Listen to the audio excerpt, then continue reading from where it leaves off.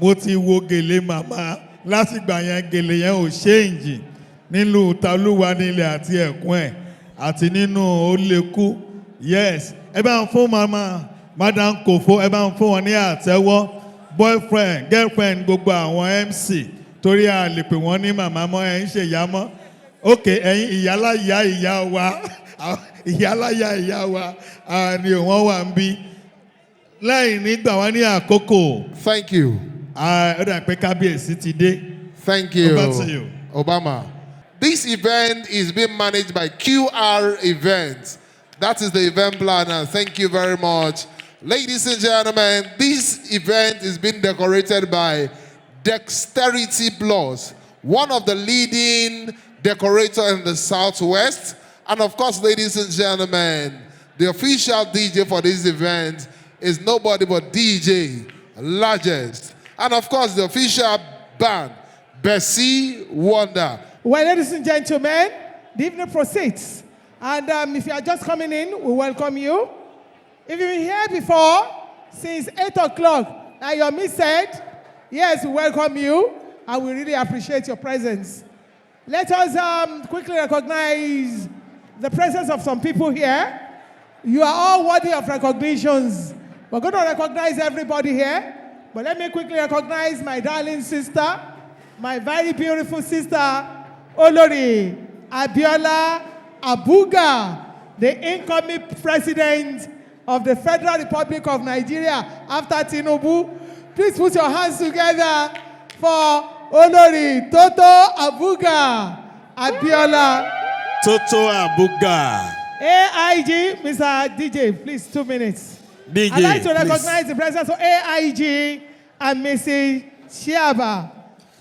AIG, Mrs. Kemi Adeyanju, the Abuga family, Mrs. Laide Badero, Otumba Yeye Otumba, Kole Tuji, Mrs. Adwola Oredeyin Kodre, the owner of 1 Year Center, Jericho, Ibadan.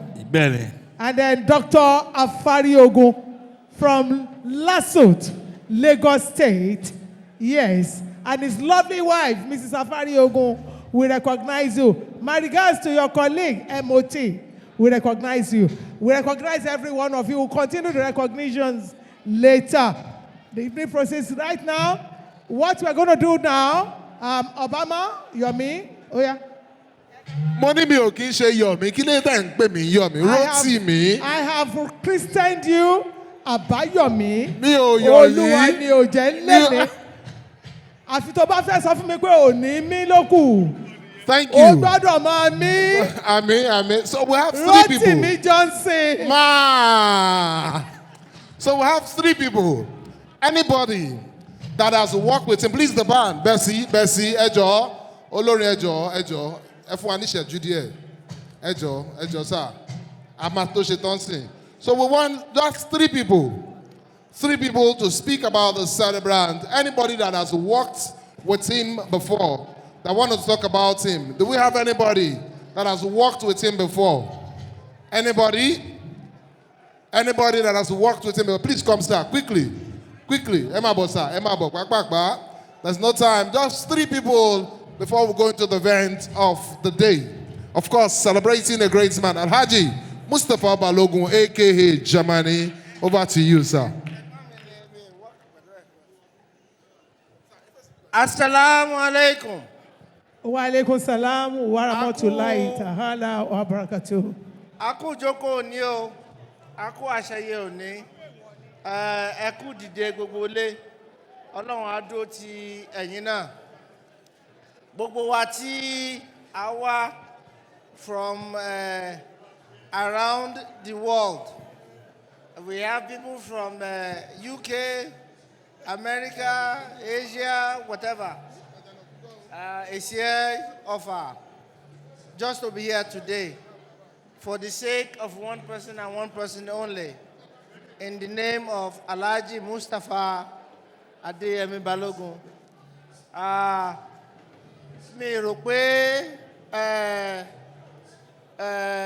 kì í ṣe àìmọ̀ àwọn èèyàn tó wà níbí The people seated here know him very well. So there's nothing we can say about him that most of us are not already aware of. But there are certain qualities that we look for in a brother, in a co-worker, in a friend, that alone, that is somebody that is very caring and very giving. The man has a very, very generous, giving heart. Tí èèyàn bá sunkún dé ọ̀dọ̀ ẹ̀, alihamdulilayi, ẹ̀rín ló máa rín kù lọ́dọ̀ ẹ̀. Kì í ṣe owó àpò ní gbogbo nǹkan. Kí èèyàn ní èèyàn téèyàn lè bá sọ̀rọ̀. Kí èèyàn ní èèyàn téèyàn lè bá rẹ́rìn. Kí èèyàn ní èèyàn téèyàn lè bá sunkún. Is very important in life. And that is what he has been to me and to many of us in this hall today. So, in honor of him today, I want all of us to give him a very big 3 hip, hip, hip, hooray. Are we ready? Are we ready? All right, let's go. Hip, hip, hip. Hip, hip, hip. Hip, and finally, hip. Hooray. Thank you very much, sir. Are you a military officer, sir? Your EPP is thick. Okay, after that, we'll have one more person. Do we have anybody that they went to school together? Schoolmates? Any Tojo Kaiwe? Do we have anybody at your law school? Any at your law school? Also, think girls school on law. Say girls school on law at your law school. Kò tí kàn yín, mò ń bọ̀. I need kí n jẹ́ kán sọ ẹ dúpẹ́ lọ́wọ́ wọn, ẹ lọ dúpẹ́ lọ́wọ́ wọn, ẹ tẹ̀ ọkọ lọ dúpẹ́. That's our incoming president, Federal Republic of Nigeria. After Tinubu, Abiola Abuga ló kàn. Ṣáwa obìnrin ló kàn. Àwa ló kàn. Ṣọ́bìnrin ló kàn. Àwọn obìnrin ṣáwa obìnrin ló kàn. Good afternoon, ladies and gentlemen. My name is Abiola Oredein Olatunji Olori Abuga. I'm so happy and excited for today. Shefe sọ Yorùbá àbò Ìgbò. Anyway, I want to be snappy so we can all start enjoying ourselves. I just have little thing to say about Alhaji Mustapha Balogun. Onimi. Mustapha Balogun, I just don't know how to describe him. He is everything. I can't even mention what he is. For me to be here, I have to close my shop today for him. I made 2 trips from London because of this occasion. I thank God for his life. He's a very nice and amiable person. And with his beautiful wife, Mrs. Folake Balogun, I thank God for their life. Hey, Joe, before I continue, ever mi na osa on méjèèjì. Kẹ́bá mi sọ pé èṣù ẹ̀ṣẹ̀ kò ní yà wọ́n. Sọ̀rọ̀ ẹ̀dẹ̀ ń jẹun. Amen. Èṣù ẹ̀ṣẹ̀ kò ní yà wọ́n. Àmín. Àmín lórúkọ Jésù. Èṣù máa ń gbógun bọ̀ kò ní gbàlà. We Bẹ́ẹ̀ni. thank God pé èṣù ò ní gbàlà lórí ilé ayé wọn. And again, Sherry Mustapha bó ṣe wà yẹn, everybody mọ̀. Màmá mi ò bọ́ bí wọn ò bọ́kùnrin. Ọkùnrin kan ṣo tán bírè. Ẹ pa ẹ̀kíláàpù. Ẹ Níbi tó tún pàtẹ́wọ̀. dàgé, Màmá Mustapha ò bóbìnrin. Ta lóbìnrin tí mọ́mí ẹ bí? Abiola Abuga. So that shows Ọmọ rẹ̀ how lẹ́yìn. close we are. Ẹ̀yin tẹ wá ẹ ṣé mo dúpẹ́ o. Ẹ délé báre. Ẹ ní bá ibi lọ́nà o. Ibi tẹ ti bówó tẹ ná lẹ́yìn. Àtẹ̀yìn tẹ fowó ṣe make-up. Àtẹ̀yìn tẹ fowó raṣọ. Ibẹ̀ kò ní tán o. Àbùdí ń tó mi, àbùdí ń tọ́ lọ́sà. Gbogbo yín ẹ̀ mọ̀ sí dáadáa. Mustapha ò ní regret mo ṣọjọ́ bí lẹ́ni o. Ẹ̀mí àṣẹ 70, 80, 90, 100 tó bá di 110 kó máa lọ. Àwa tá a fowó gẹrun ńkọ́, ẹ̀yin tẹ́ fowó ṣe make-up. Thank you very much. Still celebrating an icon, but before I call the next person, I want to recognize the presence of these wonderful, lovely elders. Of course, the parents of the celebrant's wife. Torita wọn ò bá bímọ, celebrant lè máa ń níyàwó lọ́jọ́ tèmi. Ladies and gentlemen, if your hands are not busy, wherever you are seated, please put your hands together for Chief and Reverend Likpede. Please, a round of applause for Eba mi pàtẹ́wọ́ fún wọn. Mommy Eba mi juwọ́, Daddy Eba mi juwọ́ bí kíbi tí ẹ bá wà. Ẹ kọ̀ juwọ́ yín. Thank you very much. God bless you. Mommy, we love you. Ẹ jẹ́ ọmọ pẹ́ lágbá. Mommy ẹ dìde ẹ̀yin lẹ lọ́mọ yín. Ẹ juwọ́ báyìí. Thank you. We love you, Mommy. We love you, Daddy. Daddy, ẹ tẹ̀ yìí young síbẹ̀. And of course, we want to recognize the presence of Chief Kolade Osho. Please, a round of applause for him. Thank you very much, sir. Chief Kolade Osho. There you go, ma. Lastly, àti sọ ẹni tí wọ́n jọ ṣiṣẹ́ àbúrò wọn. Somebody is coming, and I have somebody I want to announce too.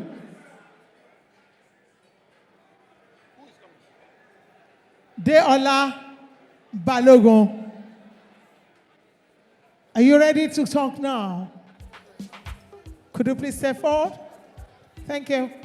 Ladies and gentlemen, can we applaud the... Please, you need to come down. You need to come down. You need to come down. Can we... DJ, I want a soluble music for them as they come. That's soluble music for them. Sir, can you assist them? Don't come along. Come along. Come along. Come along. Thank you. Thank you very much. Please, a round of applause. Can we applaud them? Let's hear what you have to say about the celebrant. If he's your friend, your dad, we don't even know who he is. Just say something nice about him. Let's hear. Hi everyone, my name is Samira Adenika Balogun. Samira, hold on, Samira? hold on. For you to get the attention of everybody, tell them, say, Ekaso. Ekaso. No, you have to put the O. Say, Ekaso. Ekaso. Edalo. Please go ahead. Okay. So me, my sister Nazira, and her boyfriend Cornelius want to thank everyone to come and celebrate my dad. Everybody who knows him knows that he deserves to be celebrated for more than just this day, for everything that he does for everybody. We grew up with the saying, Mustapha, you had us too much. You had us too much. So here's to another 60 years of your Wahana. We love you and thank you for everything. Please, Balogun, no, let her talk. Let her also talk. The three of them. Yeah, you're gonna. Let her. The three of them. The three of them. I like you to say something. No. Please come. You gotta say something. Come, let them have the mic. You must say something. The three of you Now have to you, speak. I'm talking about you. You're going to say something here. How is he to you? Thank you. Well, yeah, I can only say that I'm super grateful to be here today, and thank you so much for the invitation, and yeah, for welcoming me from day one as part of the family. Thank you very much. I hope you enjoy this wonderful day, and happy birthday. Thank you. The last person, not sorrow. Over to you. Yeah, I think Sam, you already said everything, but thank you very much for everything. Really happy that you have you, and yeah, happy birthday. No. Please hold the mic. Say something and say Eshe Adukwe. No. Try it. Say Eshe. Say it, everybody. Eshe Adukwe. Adupe. Ariyi. Adi. Voila.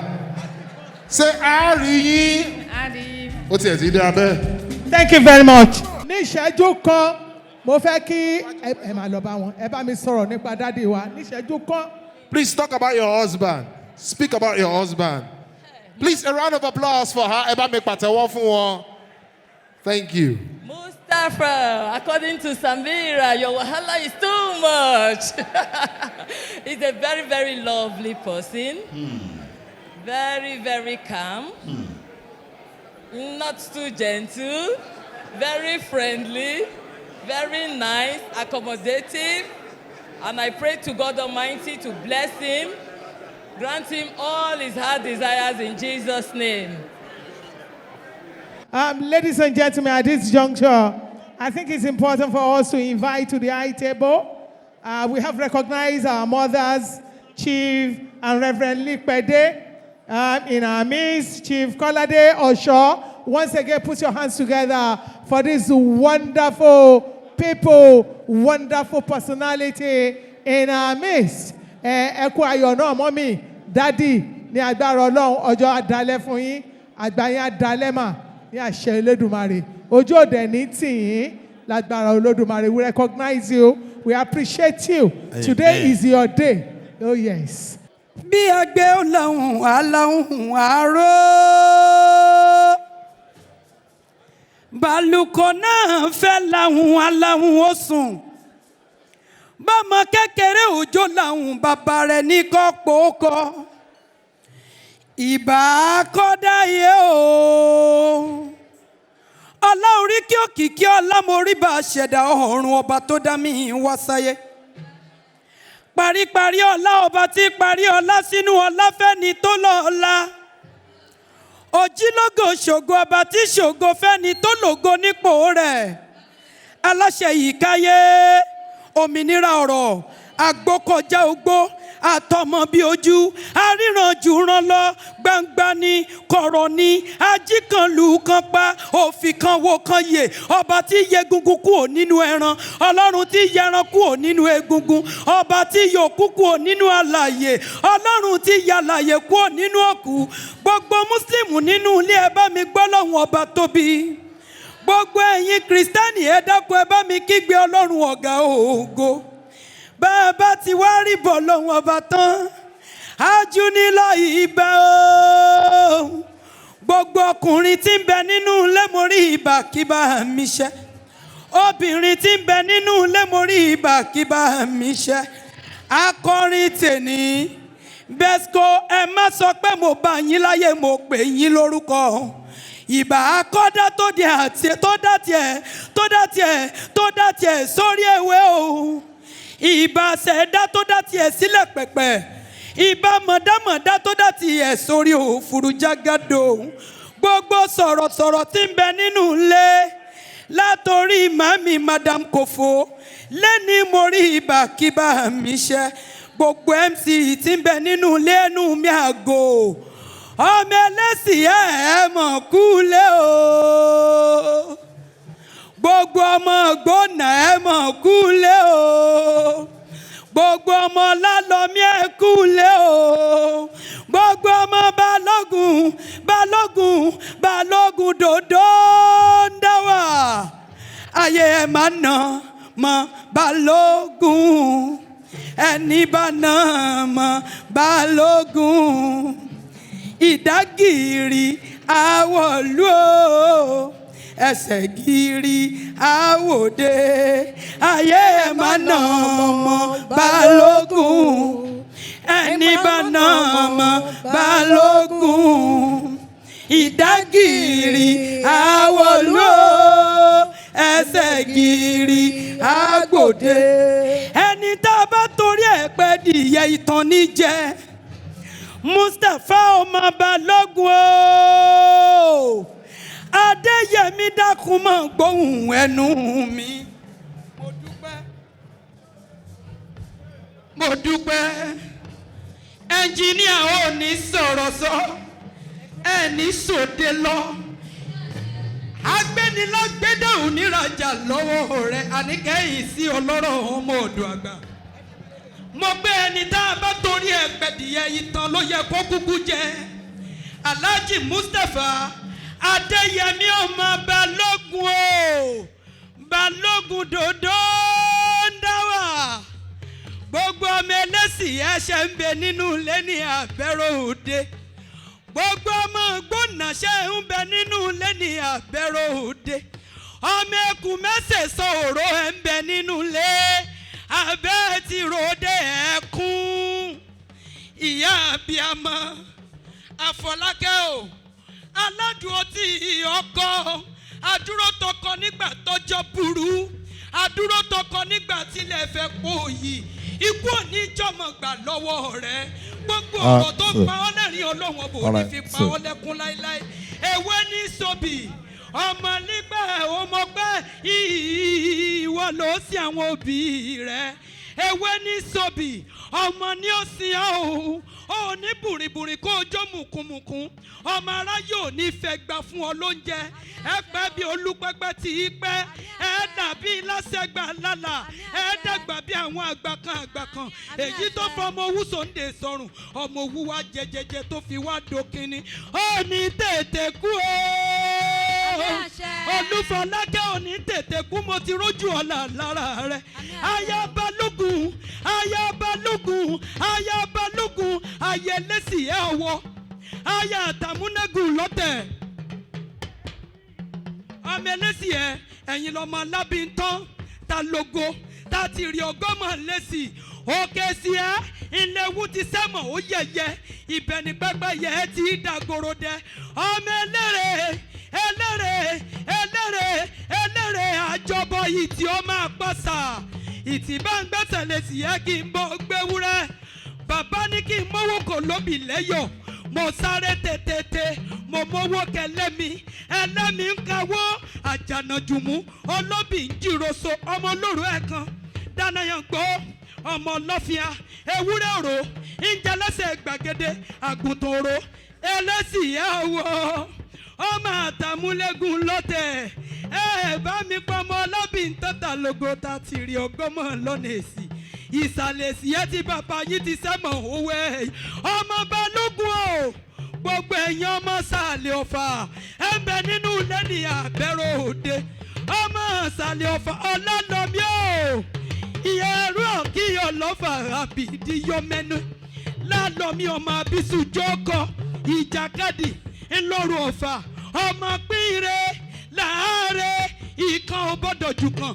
bí kan bá jù kan nílé ọlọ́fà mọ́jọ ogun ọba ní kó jẹ ni ọmọ pàpà kọ́kọ́ mo bọ́ lọ́fìndìmú mo sọjọ́ mo kánrin kése mo fẹ̀yìn sàwọ́rálẹ̀ lọ́fà ọ̀fà ọmọka ẹrú ẹ̀ ló mọ̀ ọ́n ká ẹrú bàbá yín ìlọ́mọ lákájọmọ bíbí inú wọn lọ Mustapha alukoso ọlọ́fà ẹgbẹ̀je alubẹ̀m̀bẹ̀ ọlọ́fà ẹgbẹ̀fà alukérèjìngì ọlọ́fà ẹgbẹ̀ndínlógún ọ̀fà ọmọka ẹrú ẹ̀ ló mọ̀ ọ́n ká ọjọ́ kìíní ọjọ́ ní jẹ́ tí mo gbọ́ gbogbo ọjà lọ́fà mo ká pọ́ mo ká dà mo kọ́ ta wẹ́wẹ́wẹ́ mo kó dà sínú ìbọn mo fẹ̀tù mo fi gbilẹ̀ àgbẹ̀ mi gbẹ̀gbẹ̀gbẹ̀ lálọ́ mi gbẹ̀ kèéso níjà bàbá òun ọjọ́ tí mo gbọ́ gbogbo ọjà lọ́fà nílé ọlá lọ mí mo ká pọ́ mo ká dà mo kọ́ ta wẹ́wẹ́wẹ́ mo kó dà sínú ìbọn mo fẹ̀tù mo fi gbilẹ̀ àgbẹ̀ mi gbẹ̀gbẹ̀gbẹ̀ ọmọ Balógun o ó ní kèé soníjà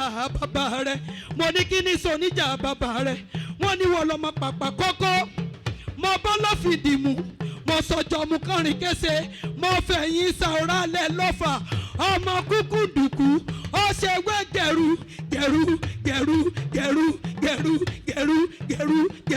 ọ̀pọ̀ ogun abibú má gàlégàlé ọmọ Balógun o ogun tó bá bàbá yín gbọ́ ló fi dolú gbọ́ ó bá bàbá yín lọ́dàn ó fi dolú ọ̀dàn ó bá bàbá yín ní pàlàpàlà olú Èkìtì bàbá tìyẹ́ dolú esusu ọmọ gbẹ́lẹ́ gbẹ́gbẹ́ gbẹ́jù gbẹ́bàdàn bí akímọ̀ rìn lálọ́mí o ọ̀fà ọmọka ẹrú ẹ̀ ló mọ̀ ọ́n ká ẹrú bàbá yín ọmọ alákájọ ọmọ bíbí inú wọn lọ ọmọ mọ́ká o ọmọ ọ̀sà ọjà ọmọ àgbáyéra ọmọ ọ̀lẹ́ òjọba òpìtàn ráyè níyẹ̀rú òpìtàn tọ́lọ́wọ́n ráyè níyẹ̀rú ńkọ́ onílé ní ògbówó rẹ ọmọ odò mẹ́ta ọ̀tọ̀ọ̀tọ̀ èyí tí ń bẹ nípẹ̀kun òpópó lé ìkànnì kan pẹ̀ dá wá kó lọ lè dòkun wọ́n pẹ̀ dá fún kò lè dòkun ìkànnì kan gbàgbọ́ wa kó lọ lè dọ̀sà wọ́n pàgbọ́ fún kò lè dọ̀sà ìkànnì kan mú mọ̀lú bọ̀lọ̀jọ̀ wa kó lọ lè dọ̀gbàgbà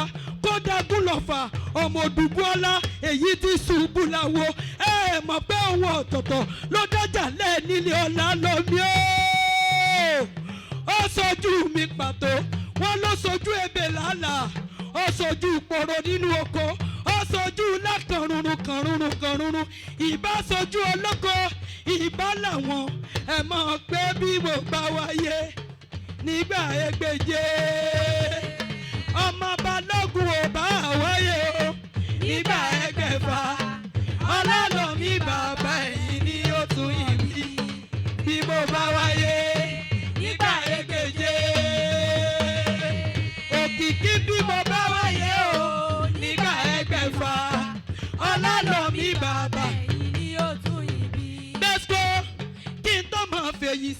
lọ. Ẹ̀rí bíbí ò bá tẹ̀, bíbí ò bá wọ́. Ẹni tá a bá níwájú ti tó bàbá ṣe fún ni. Adéròjú o, èmi ò ní sọ pé mo rí ọlọ́dẹ kí n wá fojú pa bàbá mi. Ẹ bá mi pè é o, Ìbàdàn ẹ̀mẹ̀sì ọ̀rọ̀ ẹ̀ gọ̀. Olúyọ̀lé o máa jòrò sùn. Ayé tọ̀rọ̀ kúkú níṣẹ̀lẹ̀ àwọn bàbá mi. Àmọ́ kí n kọ́kọ́ lọ sọ́dọ̀ Àgbájé. Ó ṣe bẹ́ẹ̀ ó lọ ní kọ̀ọ̀kọ̀ omi àkọ́kọ́ dànù. Àgbájé bó délé kó kílé ó ti kára lé. Ẹ̀yìn rẹ̀ dùn gbọ́ngbọ́n. Ọmọ ayé tòrò gbẹ̀dẹ̀. Ọmọ abẹ́rẹ́ mẹ́ta òdì ayé. Ìkọ̀kan ìkọ̀tẹ̀ ẹyọ kan tó kù ni bàbá náà yín fi ń sọmọ aráyé lóore. Àyún lọ àyún bọ̀ lọ́wọ́ yẹnu àtẹ̀pẹ́ lẹ́sẹ̀ tẹ̀nà. Èèyàn tó níbẹ̀ bá ròde orin kẹ́ ẹ̀ mọ́ bọ̀lẹ̀ ní débà. Adéròjú Adéròjú Adéròjú Adéròjú Adéròjú Adéròjú Adéròjú Adéròjú. Anigilájẹ́ o sàyàn lọ́sọ̀ anídìdùn lọ́rùn èèyàn. Òkú ewúrẹ́ tí fọ̀n bí èèyàn. Amúnijẹun aláhùn amúnijẹun ọlọ̀tẹ̀. Àyàn nímú nìkọ́nà tó dùn kó igi gogoro tí sòwò. Àníkẹ́ àárín ni lóde àbẹ̀rẹ̀. Aisha mórí ọ àárín ni lóde àbẹ̀rẹ̀. Ìgbà tí ìbá sí bímọ ẹ̀fẹ̀ gbà bẹ̀rẹ̀ mi. Èmi òkìkí ọlá gbólóhùn bí ọ̀jẹ̀. Àhẹ́rẹ́ ni mi ọmọ yẹkoyẹko. Ọ̀gẹ̀dẹ̀ ni mi ọmọ yẹdoyẹdo. Òréré ni mi ọmọ yẹlúyẹlú mo òtúndé. Aya àbúgà bó bá délé mo ní ikú oníjọmọ gbà lọ́wọ́ rẹ̀. Ọ̀fẹ́rẹ́ gẹ̀gẹ̀ àyànṣẹ́gun mo ní okú oníbẹ̀ kó mọ̀ bọ̀lọ́dọ̀ mi létò lọ́hàn. Àníkẹ́ èsì àárín ni lóde àbẹ̀rẹ̀. Àárín ni lóde àbẹ̀rẹ̀. Bí n bá sí lé mọ́ ẹ̀fẹ̀ gbà béèrè mi. Ẹ máa gbé ọ̀fẹ́rẹ́ gẹ̀gẹ̀ gbé mi dé ilé mi. Ọlá orí kì í ń re ilé rẹ̀ o. Ọ̀fẹ́rẹ́ gẹ̀gẹ̀ gbé mi dé. Answer.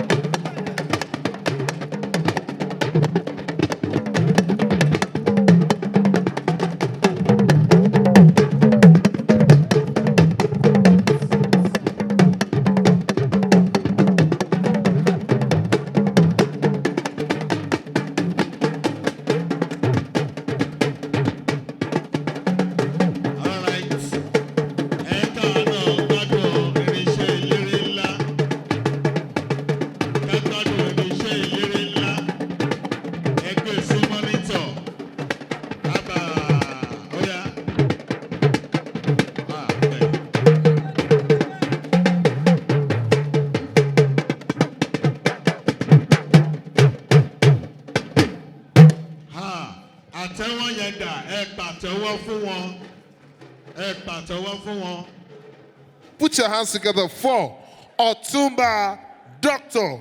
Matthew Oyin Jolayemi. Ẹ bá mi pàtẹ́wọ́ fún wọn. Please a round of applause for him.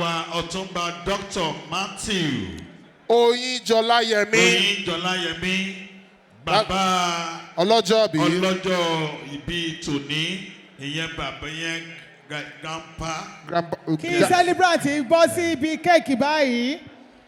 Dr. Oyin Jolayemi, we appreciate you. We want to cut the cake now.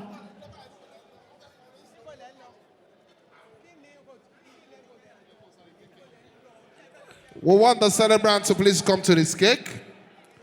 QR, do we have effects? Fireworks, confetti, are we ready? The fireworks, confetti, are we ready? Can we have the celebrant come cut the cake? Alhaji Mustapha Balogun, a.k.a. Germany, to come to the cake stand. Now, I want to go to the cutting of cake straight.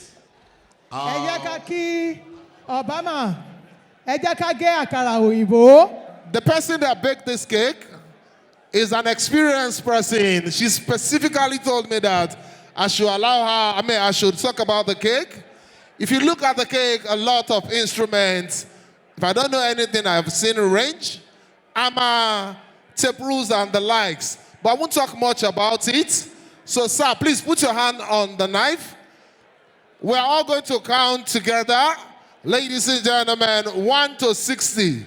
Once you hear 60, you cut the cake. Confetti, Madam Koveman, 30 fireworks. 30 fireworks. Are we ready to go? We'll do 10, 20, 30. Largest, are you ready? DJ Largest, are you ready? Together, let's go. 10. 20. 20. Next one. 30. 40. 40.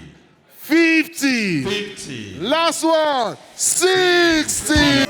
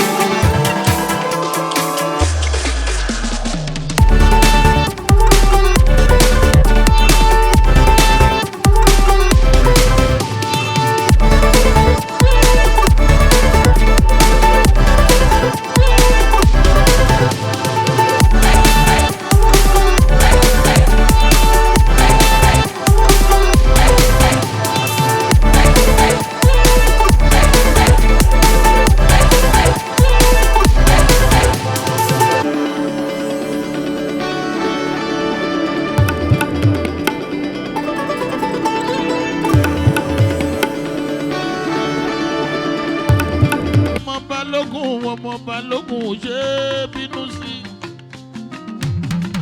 Ẹ kú náwó ọjọ́ òun lè sí ẹ ṣeun. Ìtì àjàdó ní ọmọ àgbà ṣà ẹ ṣeun ẹni. Balogun gbogbo bí tó fojú sí. Ọ̀nà àbábẹ̀ lọ́la ọlọ́run ọba.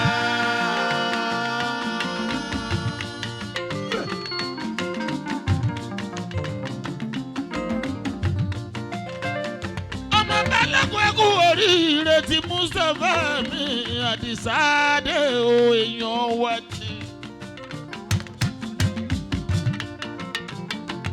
Ọkọ olórí mi mo fọlọ́kẹ́ ọmọ dáadáa ọ̀ṣọ́. Aya tó dúró tọkọ nígbà tó ṣòro, adúró tọkọ nígbà tí ó sì. Bàbá náà síra tú mi Adéọlá. Mama Bíọ́lá tani mọ̀lá lábẹ́ ọmọ wa. Mama Semirat Adeni Ìkẹ́ Balógun dòdò. Gbogbo ojú tó pé gbogbo yín lákì. Lọ́kùnrin lóbìnrin gbogbo yín lákì. Gbogbo mọ̀lẹ́bí. Gbogbo yín lákì, ẹ̀yin ọ̀rẹ́. Gbogbo yín lákì, ẹni tó gbọ́ tó wà. Gbogbo yín lákì, torí Mustapha ẹ̀mí Àdìsá Balógun èèyàn mi.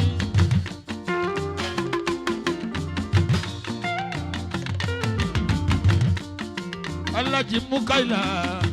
Adéyẹmí Bákàrè Balógun ẹ̀ mọ̀mọ́ kú àdúgbò tì. Ajírọ̀sákà tọ̀dá tó jẹ́ láwálé gbogbo ìlàjì. Mùdàṣírù Àlàbí Bákàrè Adéyẹmí ẹ̀ ṣeun wá. Àjàwọ̀ sí látùmí àkànkẹ́ ẹ̀ ṣeun. Mọ̀mọ́ Adé ẹ̀ mà kú àdúgbò tì. Sọ́rọ́tà láyé mi àyàmọ̀ Simon Guadu wo ti. Gbogbo tàbí tẹ́ra ó tọrẹ ṣeun nítorí Àdìsá Balógun. Ìgbà ọdún kan ní Àdìsá dé.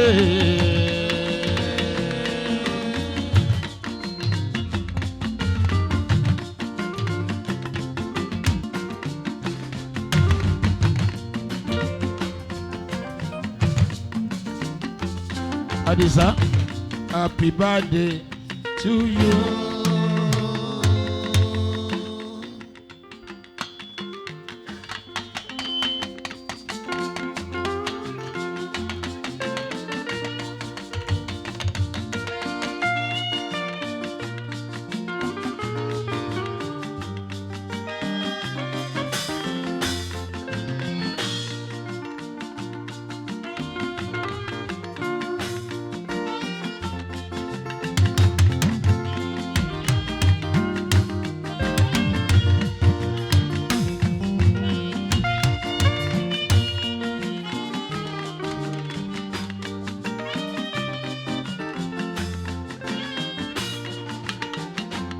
Wọ́n dàbí ẹ̀ ń pè mí o kí màmá mi madam kò fògèlè. Onígèlè yìí yáyáyá. Onígèlè yìí kò fògèlè yìí. Màmá bẹ̀ sí ẹ̀ kó máa ń wá.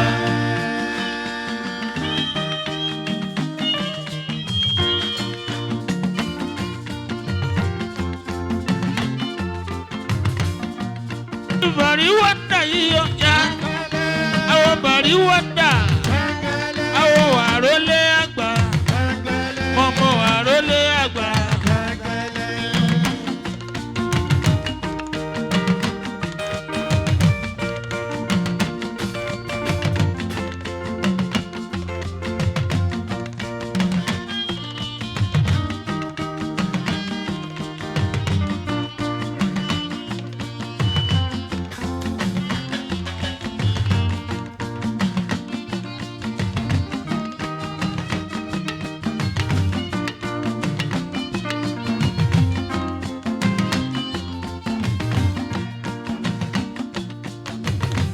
Tá a ti ń bẹ̀lẹ́wé lọ́jọ́ sí.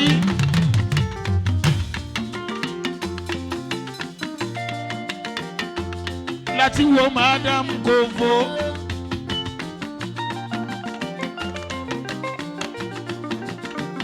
Nílé ìwé ẹ̀kọ́ àgbà o.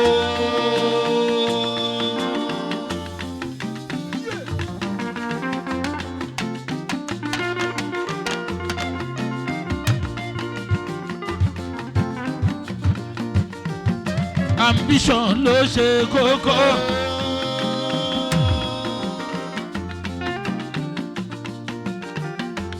Ohun tó bá di sọ́kàn ẹ wà á débẹ̀ lọ́jọ́ kan ẹ ò rí bí.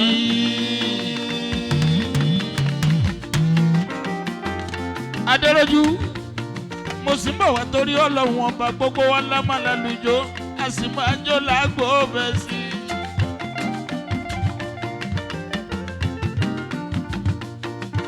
Awole Sikiru Ayinde Bari Wanda Ayinde Awo Sikiru Deroju Ayinde Bari Wanda Ayinde Ayinde gumogun kaji fayin labo Oyan gambari bí ẹni ọkọ, oyan gambari bí ẹni agara o. Ọmọ kọrúkọ sàmà kọgun ọba, lè Síkírù mi Àyìndé Ọlọ́ládé.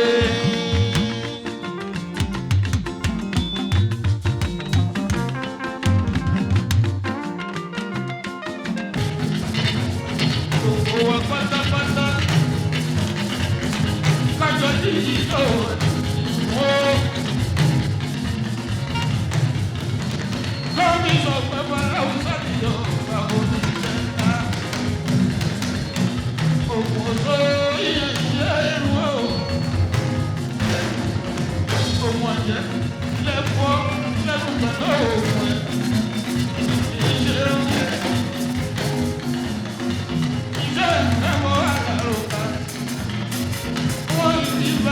Oh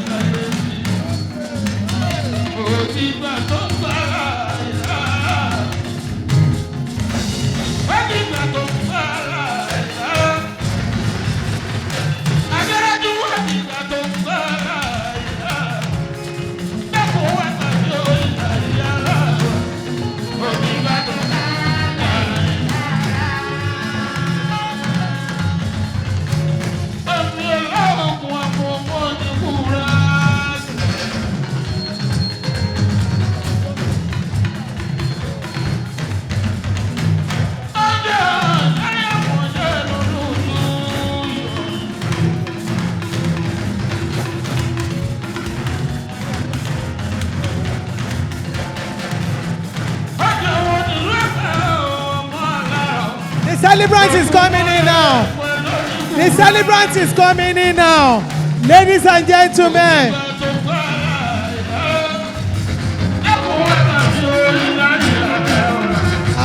Òjìgbà tó gbára ìlà. Dòdò dáwà ọmọ Balógun. Ọmọ Balógun. Ọmọ ewúrẹ́ gbọdọ̀ pẹ́. Ọmọ rẹ̀ tó bá. Dòdò dáwà ọmọ Balógun.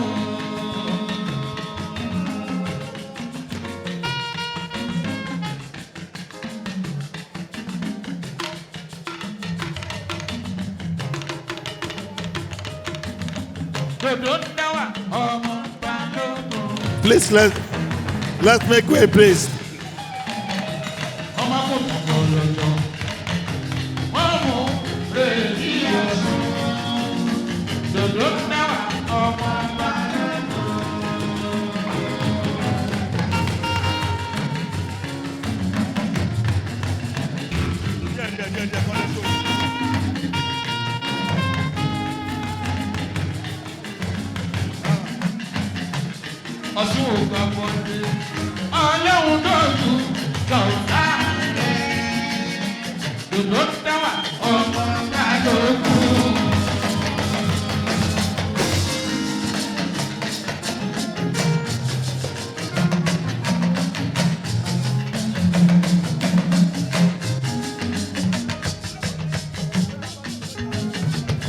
Olórí Fọlákẹ́ máa wọlé mọ́ra báyà Balógun o, lọ́dọ̀ dá wa sùwìtì.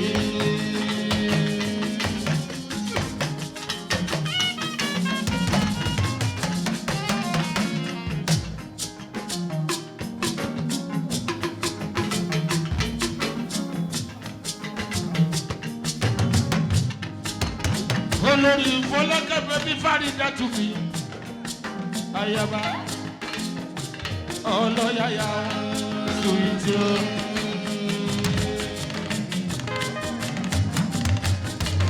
Balógun Dodo Adisa ẹ wo mi bí.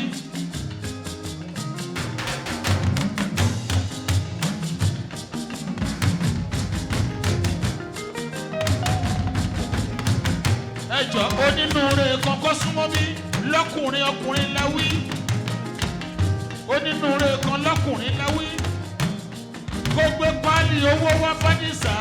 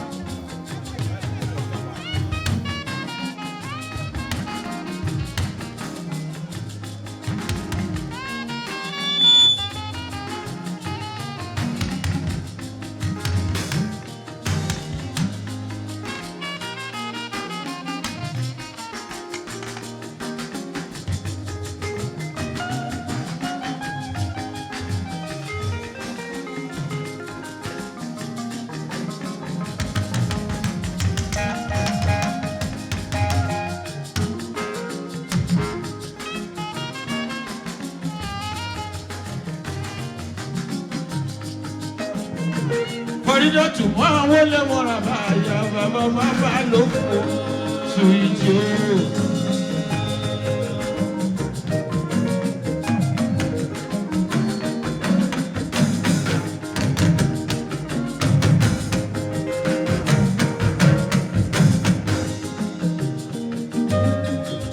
Fọlákẹ́mi ìsúsì ọ̀sọ́ ṣe ẹ̀bà lógún.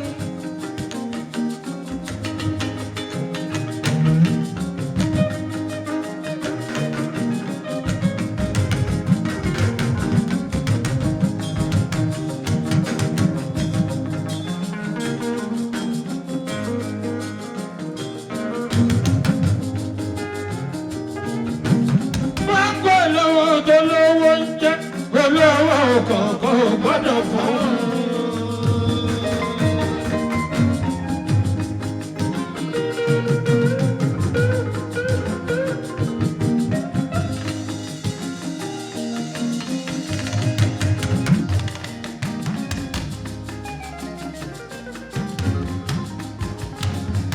Wọ́n ní ọlá máa ń gbọ́ lọ́wọ́ tó lówó ń jẹ́ olówó kọ̀ọ̀kan ò gbọ́dọ̀ fún un.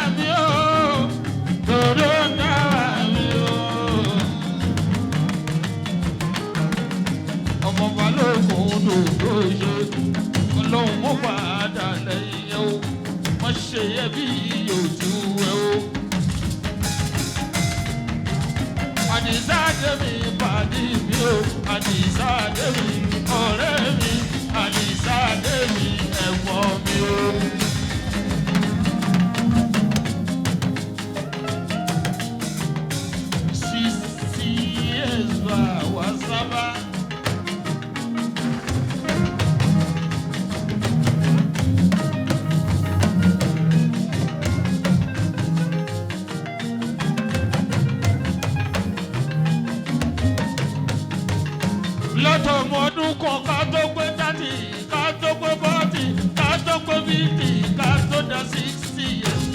Bá wa sábà.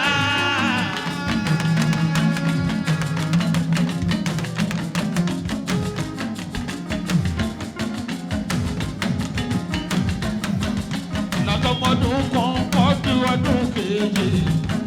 Bá wa sábà.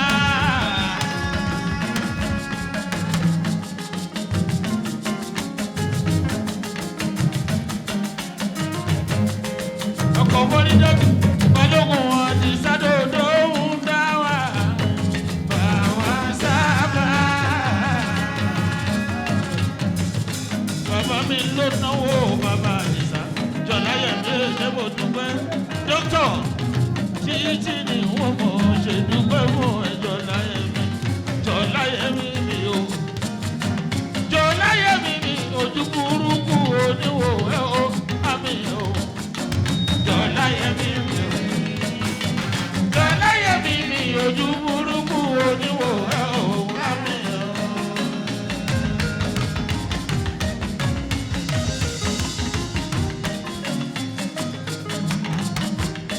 Àwọn event lánàá wọn ò gbà wá láàyè kágbé stage wọnú lé bí.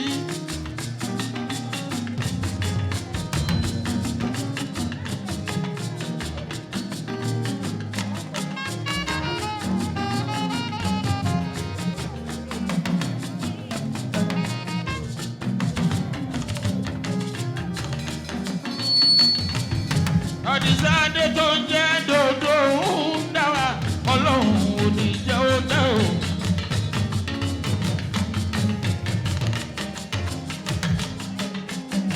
Ọdún ọlá ẹ̀mọ́ wọlé o.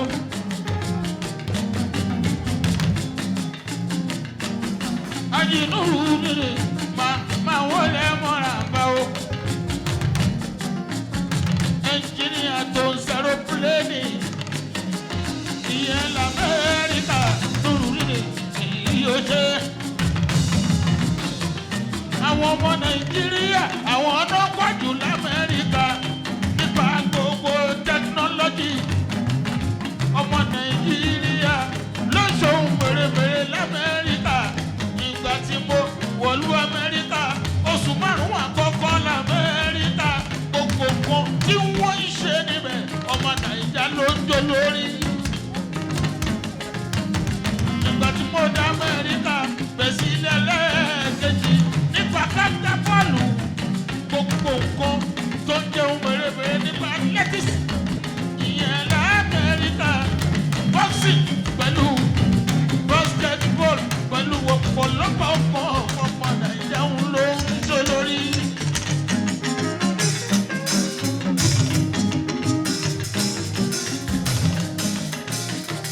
Kí ló wá ti jẹ́ ọmọ Nàìjíríà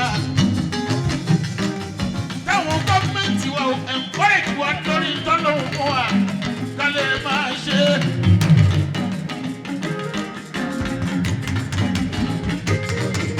Àìmọye ìyàwó l'Amẹ́ríkà lọ́jọ́ tó sùn wọ́n bá pé o níjọba ń gbá wọn mú.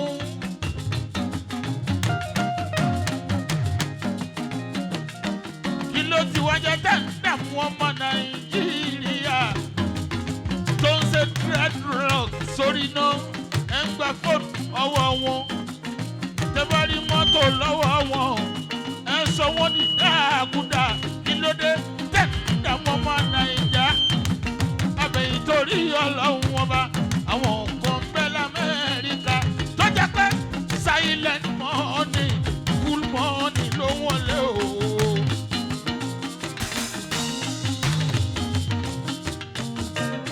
Olórí wa ní Nàìjíríà abẹ́yìn ẹyẹ ẹ jẹ́ ká ṣe jẹ́jẹ́.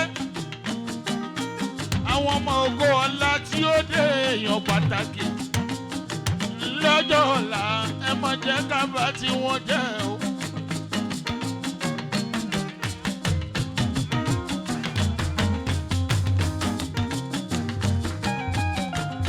Àyà tó tó Ọlọ́run kó forí jogún ọ̀run o. Àyà tó tó àbúgà o. Gbogbo ọmọ tó bí oníyòkú bọ̀ lọ́hùn bá fẹ́. Wọn ò nífẹ̀ẹ́ lómi ìṣorúkọ ẹ lọ́la láwùrà.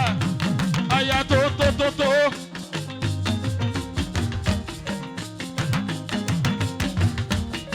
Ọ̀rẹ́dẹ̀yìn bí ọ̀la kọ́rọ́ bọ́tọ́ bí ọ̀ká ẹ̀ tó fi dọ́kọ̀ lọ́rùn ìyẹn ní Ìjẹ̀bú-Igbó.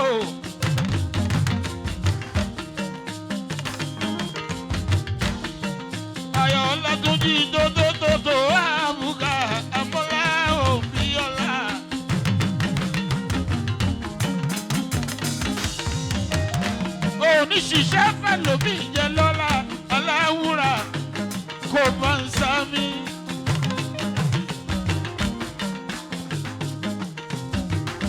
Honorable Director ẹkún náwó ọjọ́ mo dúpẹ́ o ìyẹn níjẹ̀ gbogbo.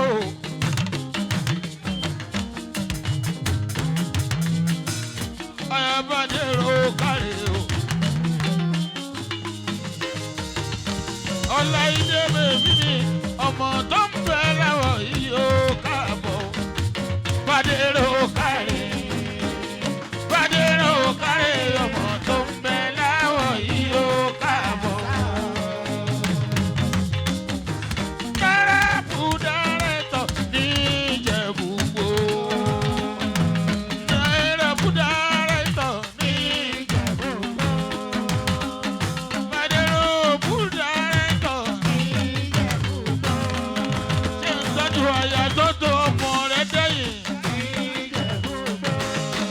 Lọ́jọ́jú Ọláìdé Láìdé bébì. Fọyín fọyín bébì ọlọ́yàyà.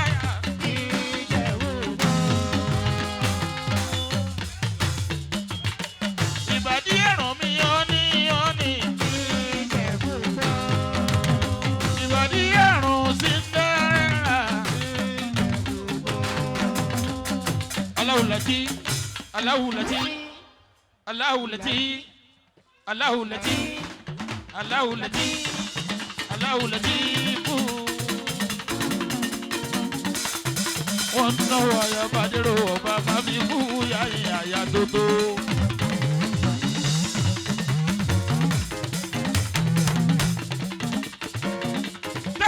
Tẹ́tẹ́tẹ́tẹ́tọ́ àbúgà ẹni rẹ̀ o.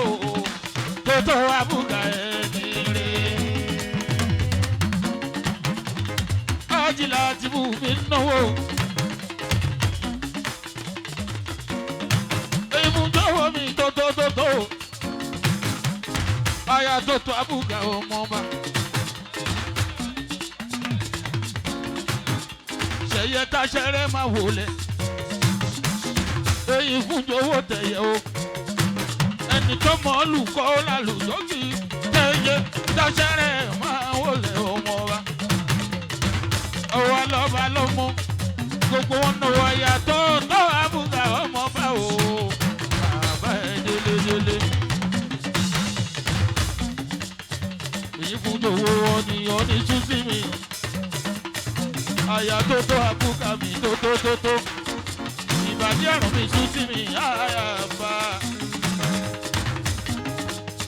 Obiola ọ̀rẹ́ dẹ̀yìn o.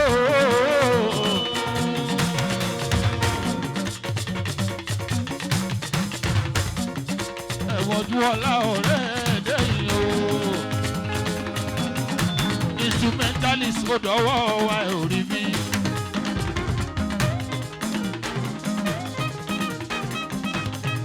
Ẹ̀gbọ́n Bíọ́lá ọmọ rẹ̀ dẹ̀yìn mi.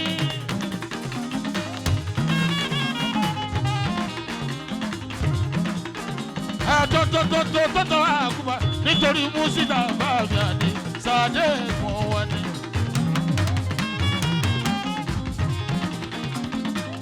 Àǹsọ̀mùsọ̀yẹ máa wọlé mọ́ra bá o, òmèlè nìkan kí ikọ̀ bẹ̀ sí ẹ ọba orí. Wọ́n náwó sáṣẹ́rẹ́ olóyàyà àwòṣẹ̀yẹ. Wọ́n náwó adéròjú òní ìlú ọba lu o.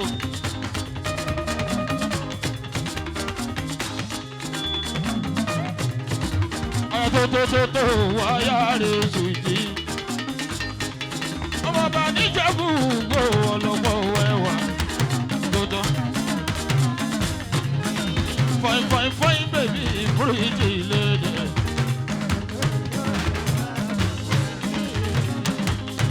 Abraham Awole, Marara. Abraham Awole. Ìgbà kálẹ̀ mọ̀mọ́ kakọ̀kọ́. Abraham.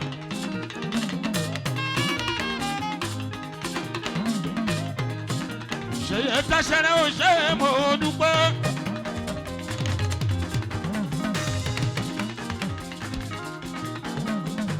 Ṣé ń bá mi tọ́jú ọmọ ọlọ́ba lọ́mọ? bánú sọ máa bẹ́nìyàn sọ. Wọ́n náwó tọ́tọ̀ àbúkà tó kú jọ́sí.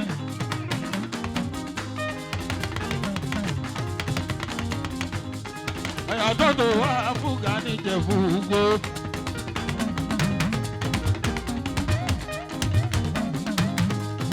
Aláṣẹ olórí fabrics.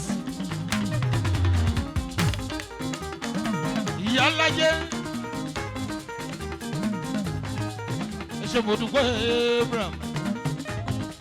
Wáìdù máa fi kú yà wákàjọ láṣẹ pẹ́. Wọ́n náwó lórí fabrics. Abraham, ẹ ṣe mo dúpẹ́ Abraham. Padà sí burúkú oníkan ẹ. Kájọ là ṣe pẹ́ láéláé. Ọmọ ṣeun tẹ́nìkan ò gbọ́dọ̀ bí ní. Àwọn táṣẹ́rẹ́. Lẹ́yìn ìbùdó mi ṣeun. Àwọn òṣèyẹ. Ṣé ń tọ́jú nàásẹ̀? Àǹsọ̀m nàásẹ̀ mi mo gbà fún ẹ tó. Àgùntàn sọ̀rọ̀ lò ẹ̀ka wọn nàásẹ̀. Nàásẹ̀. Àǹsọ̀m nàásẹ̀ orí ìyẹ̀ ò ní burú láéláé.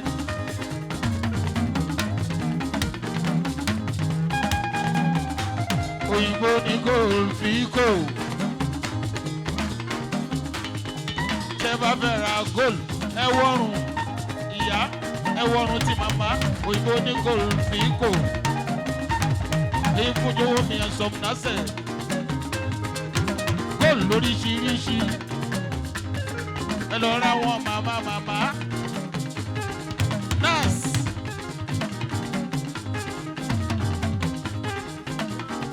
sẹ́yẹ nàṣẹ́ ẹ̀gbọ́n sẹ́wọ̀n nàṣẹ́ ẹ̀gbọ́n sẹ́wọ̀n nàṣẹ́ ẹ̀gbọ́n sẹ́wọ̀n nàṣẹ́.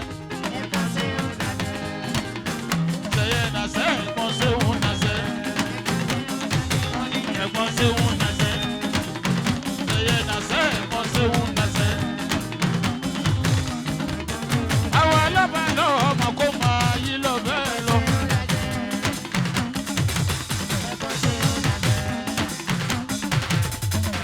Àwọn alábàálọ̀ ọmọ òmò ṣe o. Àwọn bánú sọ ọmọ ṣe.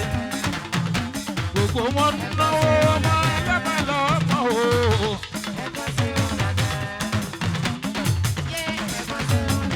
Jerry Maya gbogbo wọn sanwó Mustapha Balogun dòdò ń dáwọ bàbá mi máa wó lẹ́wọ̀. Wọ́n náwó Mustapha Balogun. Àwọn fọlọ́kẹ́ bèbí sùúrù olójú pọ̀ ní ìrọsí. Òyìnbó tó ń ta gold ẹ fún mi lọ́kàn kémi náà máa polówó ẹ̀. Màgódò náà wà o. Ìlú Màgódò náà tó bá fẹ́ ra chain irú èyí tó ń bẹ lọ́rùn wọn àti tìyá tẹ bá fẹ́ ra rú ẹ̀. Màgódò náà wà. Bó ṣe ń ja chain ló ń ta mọ́tò o.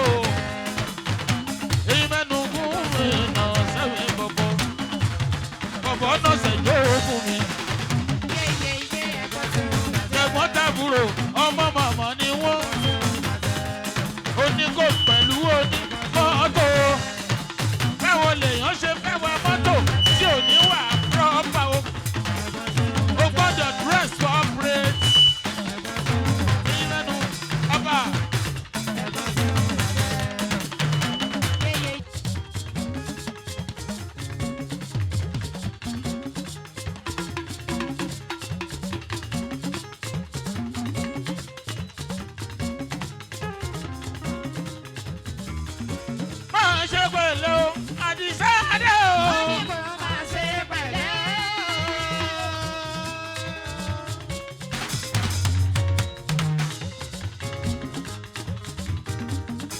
Àdìsá ènìyàn ò fẹ́ kárẹ̀rù ká sọ orí ẹni ló ṣàrò.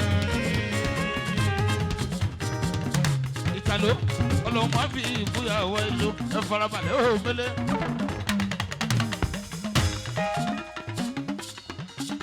Màmá wọlé mọ́ra báwo.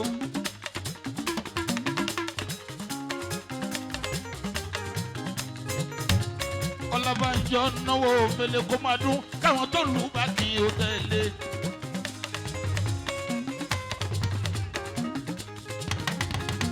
Ọtún ààrẹ gbogbo mùsùlùmí tọgbìn. Òpin títí ni wọ́n mọ̀ ṣèdúpẹ́ o. Bànjọ́ omele Rashidi kọ́ máa rán lọ́jọ́ ìlú kọ́ ni. Ohun tó lẹ́hùn ọba àbò mi wò fi ṣeré. Ẹgbẹ́ alájẹ múlíkàdù. Ẹgbẹ́ alájẹ múlíkàdù.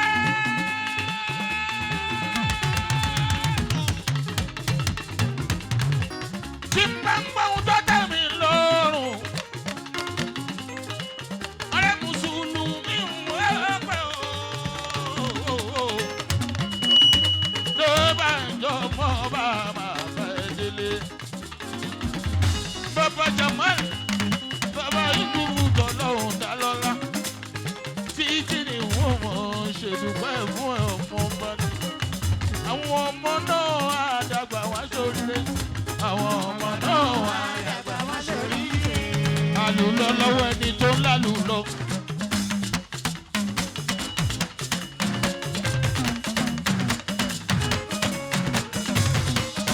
Bàbá rí di wánú bàbá tábùdù láyé. Àwọn balógun àti sábẹ́ ọmọṣẹ́.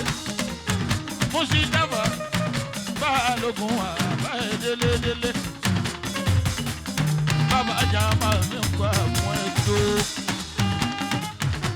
Ààrẹ Mùsùlùmí.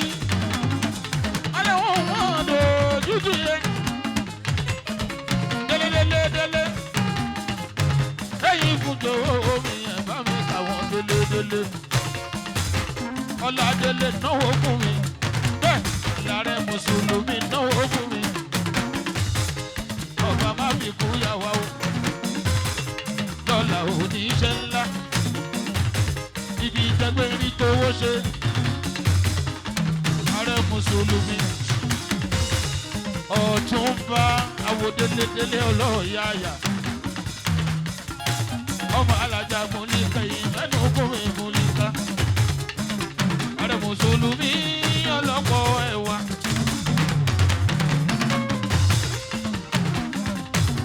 Bàbá mi máa wọlé wọ́n rẹ̀ bọ́.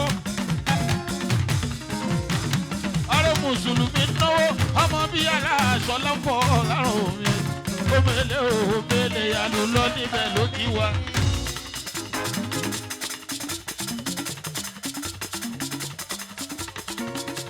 Ààrẹ Mùsùlùmí náwó bí aláyé ṣe mo dúpẹ́ o àwòjòmọ́ o.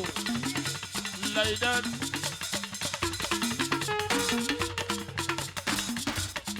Àbúrò di tìmí àní omele kọ̀ọ̀kan. Ààrẹ Mùsùlùmí dájú bí àlá o. Ọmọ bí àlá títí ni wọ́n máa gbé. London connection máa bá ẹ dédédédé.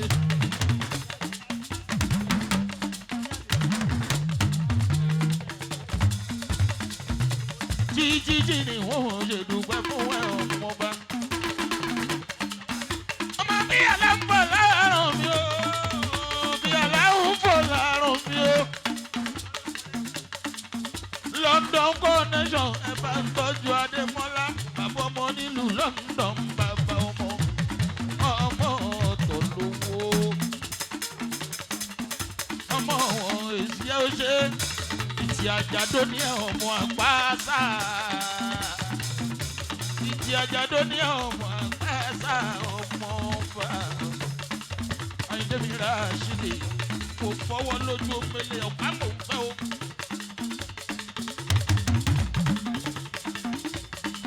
Balógun máa wọlé mọ́ àbámọ́ sí ìjàmbá.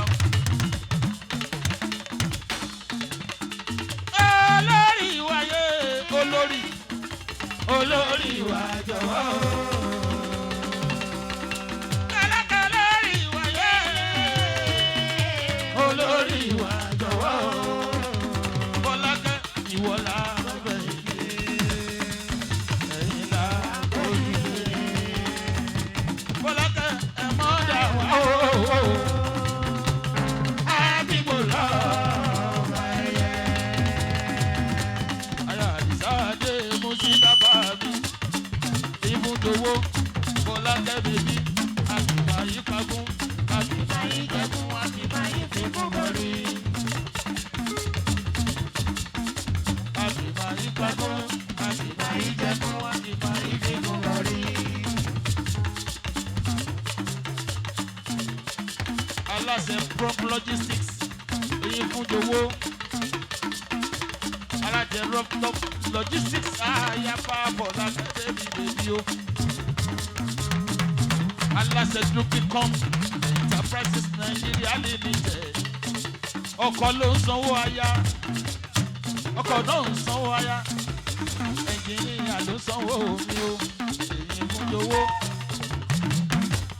mọ̀mọ́ náà sí dáa. Balogun, dodo na Germany. Samira baby ọlọ́pọ̀ ẹwà ọba. Óyá, óyá, óyá, kẹlẹ̀ lùjọ́ fún kẹfìdé sí o.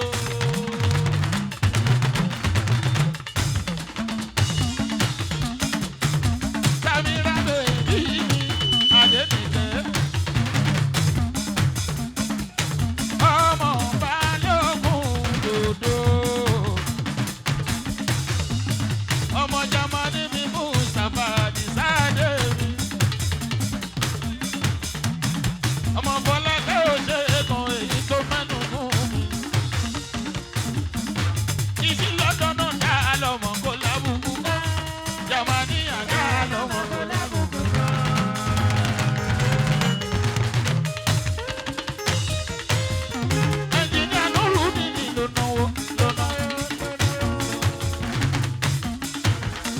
Ẹnjìnìá Nuru nìyí ló náwó lọ́nà.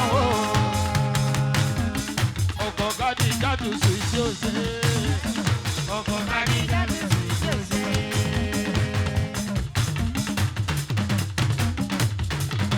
Òyìnbó Yorùbá jẹ́jọ́ jẹ́kájọ́ jẹ́kájọ́.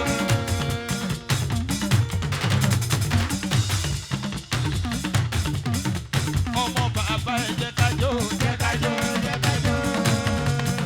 Òyìnbó Yorùbá jẹ́kájọ́ jẹ́kájọ́ jẹ́kájọ́.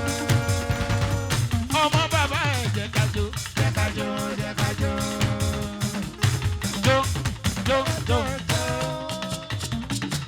Samira bèbí tóbi jó bá bẹ̀ lẹ́sẹ̀ kó mú jó. Kójíjó wọn dàdé wálé. Alóyin lòun ló ń bọ̀ rí tó fújì yó. Adéníkẹ́ Maradona. Maradona.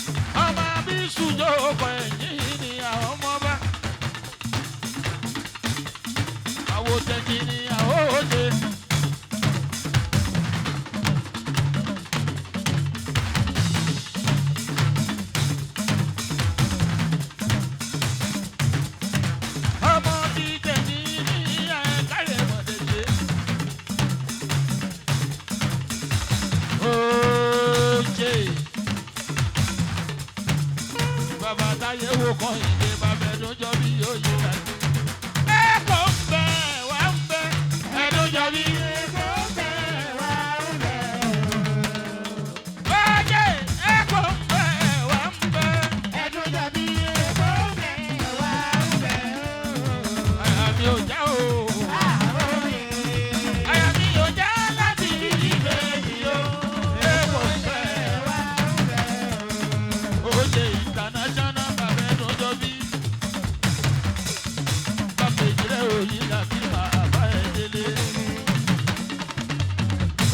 ọkọ méjì bàbá méjì lẹ́ẹ̀mejì ó jẹ́ bàbá méjì lẹ́ẹ̀mejì ó jẹ́.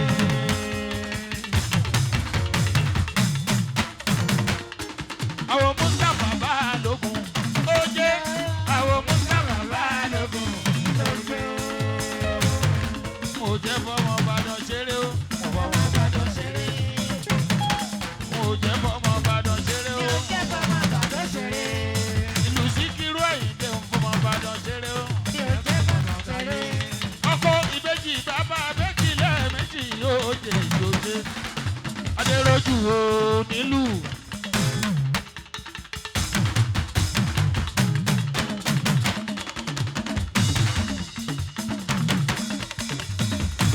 bàbá àbèjì adéròjú ló sọ bẹ́ẹ̀.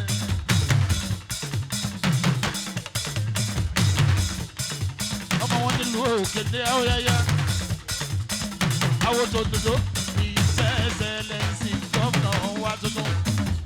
àwọn tòdòdó ní gómìnà nílùú òkèdè o. àwọn tòdòdó ní gómìnà nílùú òkèdè. ọmọ òkèdè ó káàárẹ̀ ọmọ wa ó yáyá. ọba má fi kú yàwó àtàjọ láṣẹ pẹ́ àṣẹ o. tó ń tọ́jú sọ́lá mi bí àlàmà bá ẹ lélẹ́lẹ́lẹ́.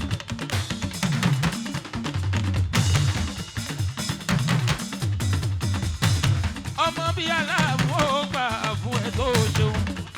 Mustapha máa wọlé máa rọra ẹ farabalẹ̀ kẹ́.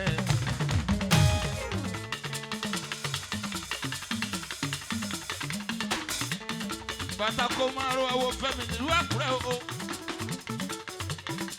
àwọ̀ tó òdodo nílùú Òkèdè.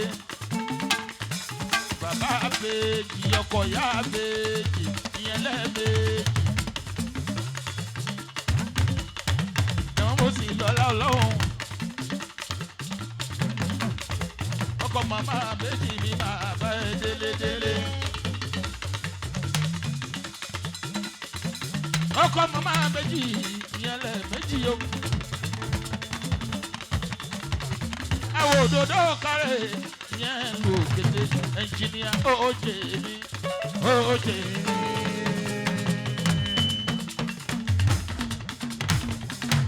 òkè ní òjìnà kò ojú káwọ mọ́tò ẹ̀yìn ẹ̀rọ kìíní. ọ̀sàlájì Mustapha Mustapha. àwòtẹ́ ìjìnìà Mustapha. àdìsá jẹ́mi. Mustapha dára lọ́kùnrin aláfẹ́ ọmọ ni. Àyìndé Rashidi ó yẹ ká yí gbogbo ẹ̀ padà o. ọdún wo ládẹ́tẹ̀ ó ṣe é bẹ́lẹ̀.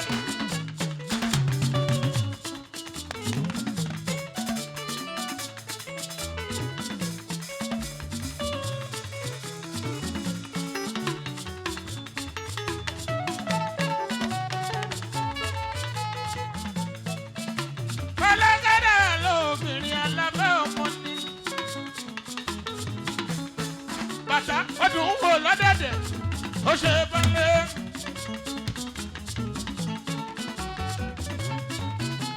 aṣọ tó múlẹ̀ sọ́ọ̀jà lọ fìràtà òun ni ìyàwó ẹlòmíín wọ̀ lọ́jọ́ léyà.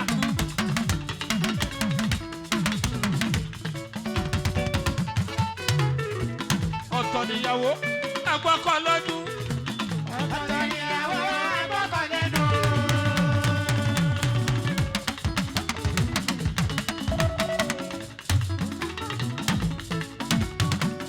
bíọ́lá ọ̀tọ̀ níyàwó agbọ́kọ̀ lọ́dún. ọ̀tọ̀ níyàwó agbọ́kọ̀ lẹ́nu. abániwọ̀rọ̀ ta ò rí pàpà lẹ́kí. bàbá lókè máa jẹ́ òyà sọ́dọ̀ gbogbo wa.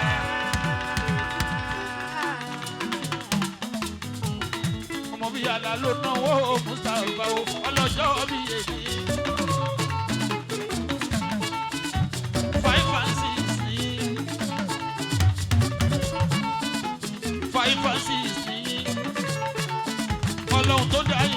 ní fi kú tó yàwọ̀ páyé.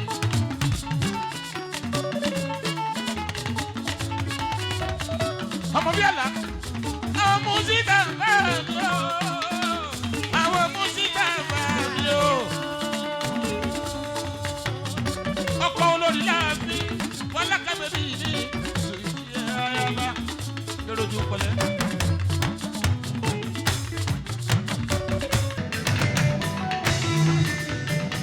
àdìsálẹ̀ rí lẹ́nìkan àfàṣẹ́gbẹ̀ tó ń tọ́ra ẹ̀jẹ̀.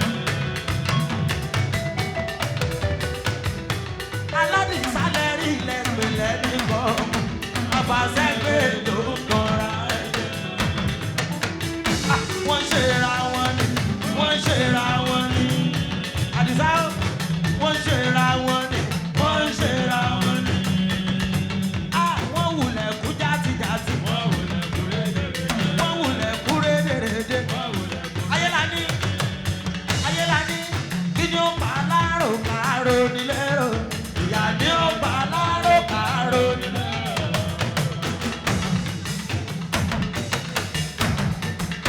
ayélani kí ni ó pa alárò kàrò nílẹ̀rọ ìyá ni ó jà lárò kàrò nílẹ̀rọ.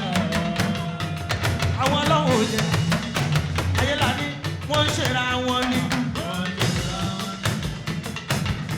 wọ́n wulẹ̀ kú játijàti.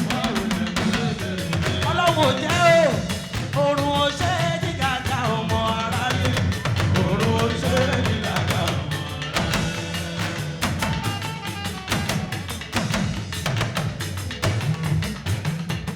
ọlọ́run ò jẹ́ kí ni ó pa lárò kárò nílẹ̀rọ ìyá ni ó gbà lárò kárò nílẹ̀rọ. sọ bẹ́ẹ̀ wọ́n ń ṣera wọn ni. wọ́n wulẹ̀ kú játijàti. wọ́n wulẹ̀ kú rédèrèdè.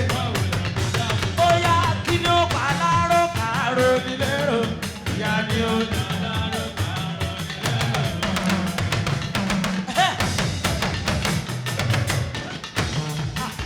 onípàkè ọ̀la pàkè ó yá ẹ̀jẹ̀ kọ́ lọ́jọ́ ìbí ojó pàkè.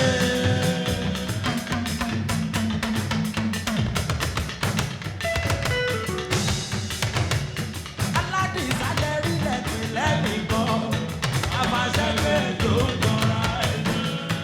àdìsálẹ̀ rí lẹ́nìkan. àdìsá o wọ́n lò ní lè ṣe àṣẹ yóò lè ṣe. wọ́n lò ní lè ṣe àṣẹ yóò lè ṣe. àdìsá ń sọjọ́ ìdí o. àdìsá ń sọjọ́ ìdí o. sọjọ́ ìdí o. àdìsá wọn lò ní lè ka àṣẹ yóò lè ka. wọ́n ní òní lè ka àṣẹ yóò lè ka. ọlọ́run ti wá kọ́ ẹ̀mí o àṣẹ yóò lè. òrùn ọṣẹ́ ní gàtà ọmọ aráyé. òrùn lórí ọwọ́ yẹn. àdìsá o àdìsá o àdìsá o àdìsá o ọlọ́run máa ló fẹ́ràn rẹ̀. àdìsá o ọlọ́run máa ló fẹ́ràn rẹ̀. ó ti yá ẹ yí ròndò kálé yí ròndò.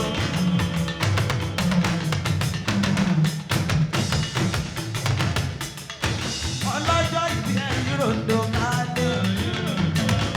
ẹ̀já lábà lówó. ẹ ò délé mọ́ lówó. ó yá kí ni ó pa alárò kárò nílẹ̀rọ.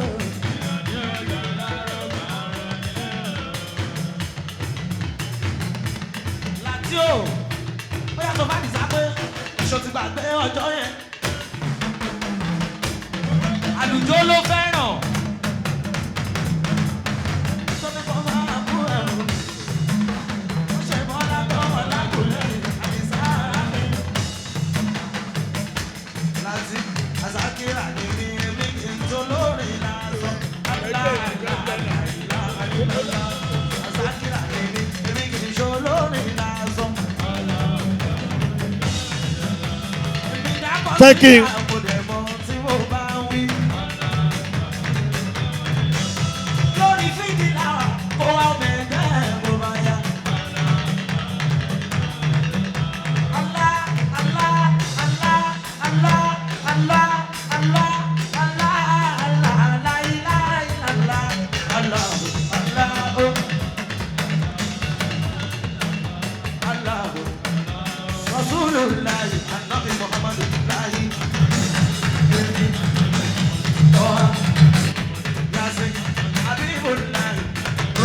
Okay.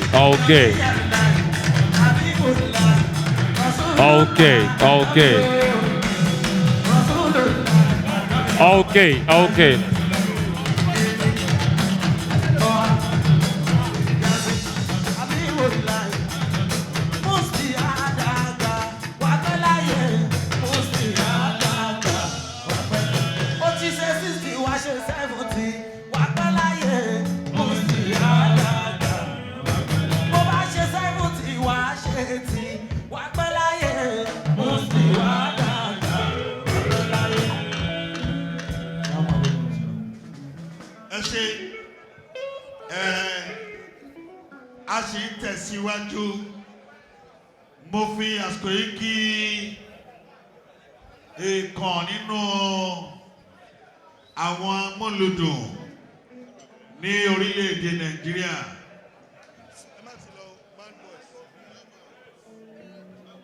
Mo kí Mr. White kó àbọ̀ sí àárín wa all the way from London. Mr. White, thank you very much for coming. Bẹ́ẹ̀ mo kí ẹ̀gbọ́n mi ọmọ Ẹ̀gbámọlúṣàbí, the #1 distributor, Nigerian Breweries Nigeria.